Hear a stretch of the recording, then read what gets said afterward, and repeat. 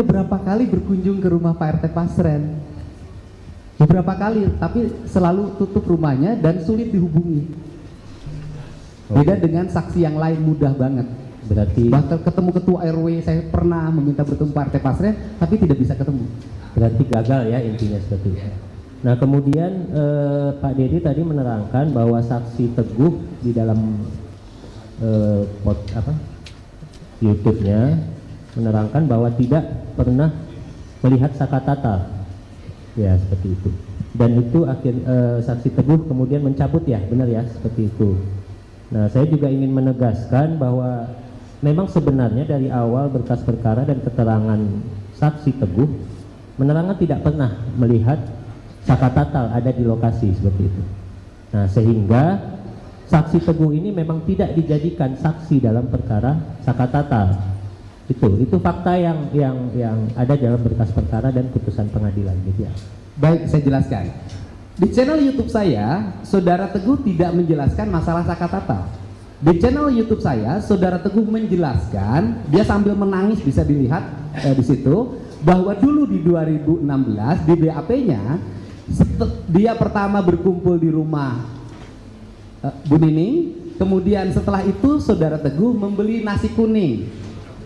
Kemudian di BAP 2016 setelah beli nasi kuning, Saudara Teguh langsung pulang ke rumah Pram bareng berdua dan nginep di rumah Pram. Tetapi di channel YouTube saya dia mengatakan bahwa itu bohong. Yang benar itu adalah setelah beli nasi kuning, Saudara Teguh kembali lagi ke rumahnya Bu Nining, kemudian ke rumahnya Hadi dan ikut nginep di rumahnya anaknya Pak RT Pasren. Untuk itu keterangan di channel YouTube saya. Oke.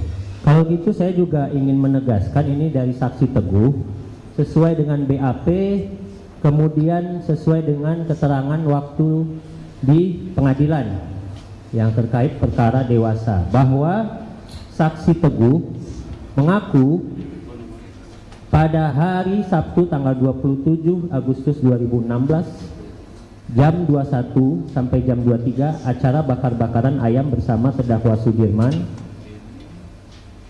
terdakwa Eka Sandi, terdakwa Eko, terdakwa Hadi, terdakwa Supriyanto.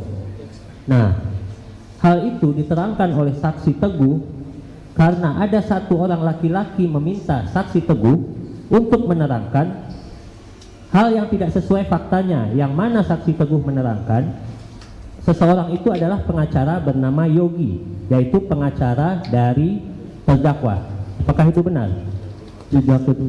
Ini dicatat di dalam ini, berarti ini yang mau dicabut. Itu ya belum dicabut satu waktu. Berarti yang mau dicabut yang ini. Iya. Berarti tidak benar keterangan ini. Iya. Seperti itu ya. Iya. Oke. Kemudian ya, tentu saja kita harus nanti juga terkait itu keterangannya di mana? Ya Pak, ya Bu. BAP yang mana? Di putusan Bu, di putusan yang serta mana? di BAP Kan ada atas nama beberapa Teguh. putusan.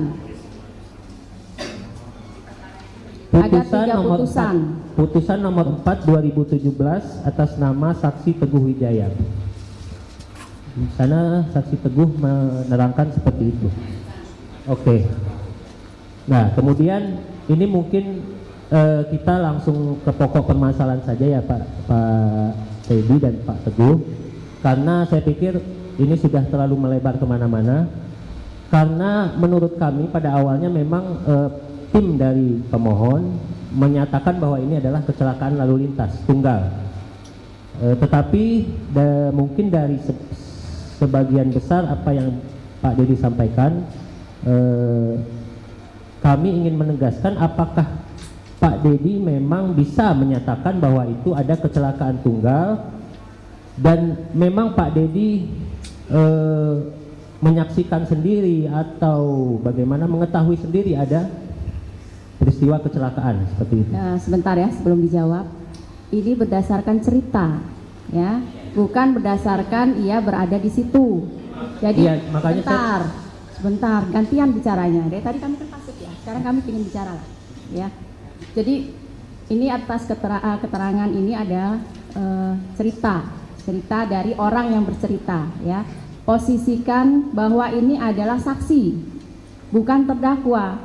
Jadi Ya. jangan diarahkan, jangan ditekan, jangan dipaksa untuk keterangannya. Bebaskan untuk saksi berbicara. Siap majelis. Gitu ya. Kami hanya ingin menegaskan supaya itu dicatat di Tetap akan dicatat dalam berita acara. Semua persidangan, semua apa yang terjadi dalam persidangan tetap dicatat dalam berita acara. Terima kasih majelis. Terima kasih Pak. Terima kasih. Saya lanjutkan Pak Dedi.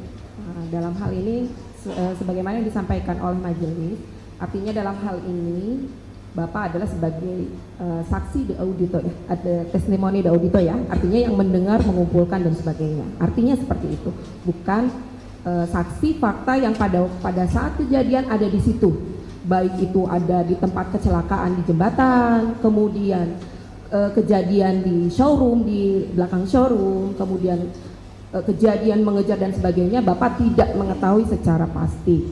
Nah, dalam hal ini Bapak kedudukannya bukan sebagai saksi fakta, tetapi sebagai saksi testimoni de audito ya, begitu.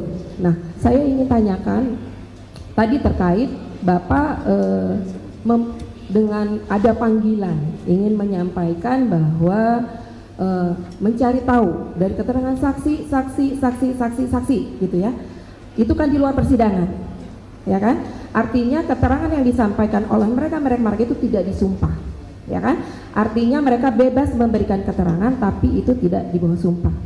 Nah, ketika disandingkan dengan keterangan mereka sebagai saksi yang ada di persidangan yang kemudian kami sidangkan, kemudian hasilnya ada putusan dan sampai tingkat pertama, banding sampai dengan kasasi. Ya, di hasil keterangan-keterangan itu tuh mungkin keterangan yang Bapak sampaikan itu ada persamaannya dengan berkas dan ada juga perbedaannya sedikit mungkin ya yang Bapak sampaikan. Nah, tetapi dalam hal ini yang saya ingin tahu, Langsung ke pertanyaan ya. siap yang mulia. Apa alasannya Bapak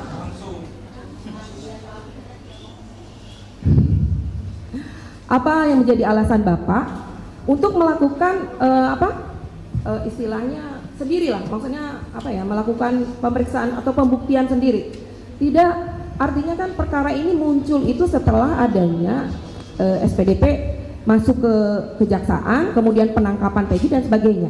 Apa yang menjadi alasan Bapak sendiri, bukan menggandeng pihak-pihak yang berwajib, sehingga apa yang dilakukan oleh Bapak itu berdasar? Mungkin itu. Baik, terima kasih Belum ya. dijawab. Tadi sudah dijawab ya. Jadi tolong disimak pertanyaannya. Jadi tidak ada pengulangan lagi ya. Karena ini persidangan masih ada yang lain.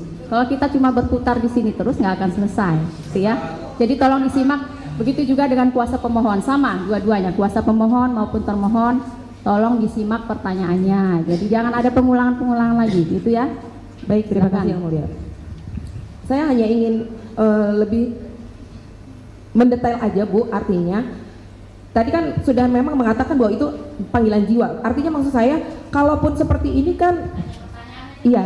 Jadi maksud saya tadi, Bapak itu melakukan itu sendiri, kenapa tidak menggandeng pihak kepolisian? Yang pertama bahwa saya tidak punya kewajiban untuk bekerja sama dengan siapapun. Karena tugas saya aja menyajikan informasi.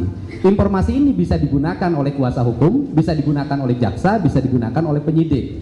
Dan seluruhnya kan terbukti hari ini bahwa seluruh data informasi yang saya sampaikan bisa menjadi landasan bagi PK-nya Sakatata. Dan nanti bisa menjadi landasan bagi PK-nya 7 terpidana. Dan kemudian para pihak yang berkeberatan terhadap berbagai kesaksian yang diduga palsu 2016 semuanya berproses, dilaporkan ke Mabes Polri. Apa yang saya lakukan sesungguhnya adalah bagian dari upaya saya untuk membantu alat penegak hukum agar mendapat informasi yang sempurna terhadap peristiwa ini.